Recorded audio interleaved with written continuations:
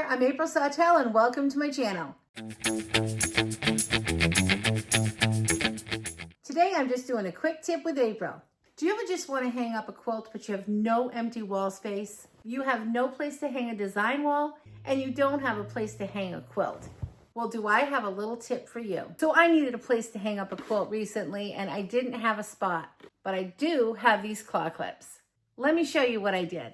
I just folded my quilt in half so I could find the center. I took my little claw clamp that I had.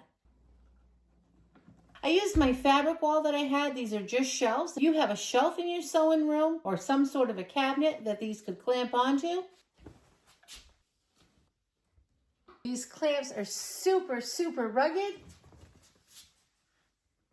Ta-da! Just like that, I have a place to hang my quilt. So knowing you can hang your quilts to just about anything in the sewing room, you could also have a quilt design wall. So the clamp won't stick to where this batting is hanging over.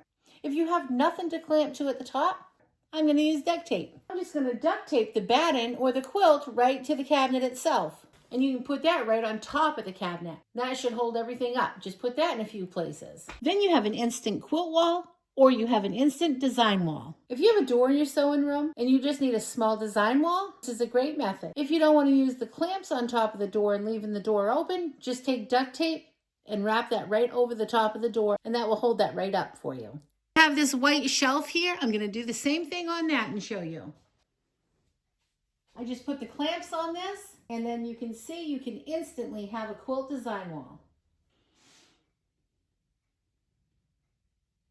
I hope you found this quick tip helpful. Don't forget to subscribe.